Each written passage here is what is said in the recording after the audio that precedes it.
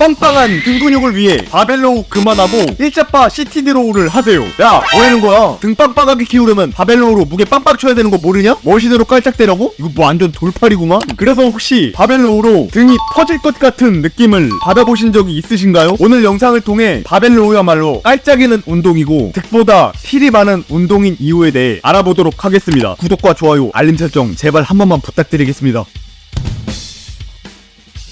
여러분 혹시 로이 콜먼과 범스테드가 바벨로우로 등 근육을 완전하게 쓰는 것 같아 보이나요? 틀렸습니다. 야, 네가 뭔데 로니 콜먼이랑 범스테드를 까냐? 뭐 피리스라도 되냐? 로니 콜먼과 범스테드 모두 바벨로우 자세를 완벽하게 구사하고는 있지만 등 근육을 완전하게 쓰고 있는지에 대해서는 다시 생각해볼 필요가 있습니다. 이게 무슨 소리냐고요? 결론부터 얘기하면 바벨로우로 등 상부는 잘 먹히지만 광배근을 완전하게 사용할 수는 없다는 것입니다. 이것은 여러분들이 바벨로우를 못해서 그런 것이 아니라 운동 자체가 신체 구조상 광배근을 완전하게 사용해줄 수 없기 때문인데요. 이는 CT드로우와 비교를 해보시면 바로 알 수 있습니다. 여러분들은 CT드로우를 보면 무엇이 떠오르나요? 아마 시원시원한 가동 범위로 쫙쫙 당겨주는 모습이 생각나실 것입니다. 하지만 바벨로우는 어떤가요? 잘 모르시겠다면 바벨로우를 눕혀보겠습니다. 어떤가요? 딱 봐도 바벨로우는 CT드로우의 가동 범위의 절반밖에 안 된다는 것입니다. 야, 그럼 허리를 숙여서 광배근을 더 늘려주면 되잖아. 물론 허리를 숙여서 광배근을 늘려줄 수는 있지만 여러분들은 이 자세로 바벨로우를 완벽하게 수행하실 수 있으신가요? 아마 등이 터지기 전에 햄스트링이 먼저 터지고 허리가 박살날 것이 분명합니다. 그럼 도대체 왜 바벨로우로는 광배근을 최대로 쓸 수 없는 문제가 발생하게 되는 것일까요?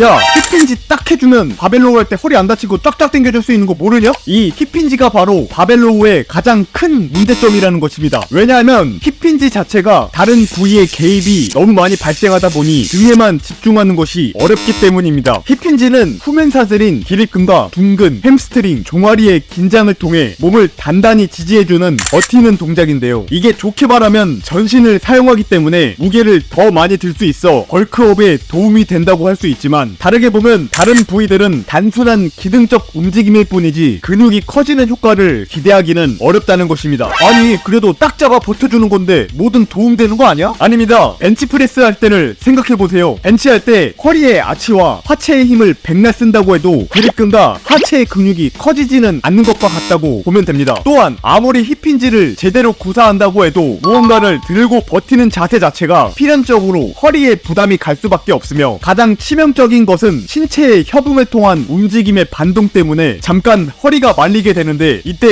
순간적인 바벨의 무게로 인한 부하로 인해 허리 부상이 발생하게 될 가능성이 크다는 것입니다. 그렇기 때문에 굳이 바벨로우로 힘들게 후면사슬의 개입을 발생시키는 것보다는 후면사슬은 다른 특화 운동으로 따로 빼서 진행을 해주는 것이 집중도 면에서 더욱 효과적일 수 있다는 것입니다. 힙힌지의 두 번째 단점은 견갑을 최대로 뽑아줄 수 없다는 것입니다. 근육의 최대 부하를 위해선 최대 수축과 이완이 필요한데 바벨로우는 허리를 다치지 않기 위한 중립 상태를 유지하는 것에만 신경을 쓰다 보니 광배근의 최대 이완을 위한 견갑을 앞으로 쭉 뽑아주는 동작을 하지 못한다는 것입니다. 왜냐하면 우리의 신체는 하나의 연결된 작용을 하기 때문인데요. 힙힌지 동작에서 허리의 중립을 유지해주면 척추와 이어진 견갑 또한 숄더 패킹을 하는 것과 같은 중립의 상태가 되는데 이때 광배를 늘리기 위해 견갑을 앞으로 빼주게 되면 필연적으로 가슴이 죽게 되며 상체 또한 앞으로 숙여지게 되는 것이 허리도 새우처럼 굽게 되는데 이런 자세로 바벨로우를 하면 허리가 박살이 나겠죠. 물론 펜들레이나 벤트 오버 동작을 취해주면 광배근의 텐션이 올라가긴 하지만 광배근의 텐션이 올라간 만큼 둔근과 햄스트링의 개입이 극도로 커지게 되어 동작이 어렵고 따라하기도 힘들다 보니 후면사슬이 느끼는 피로도에 비해 등이 얻는 이점이 크지 않게 된다는 것입니다. 그럼 도대체 뭘 어떻게 해야 될까요?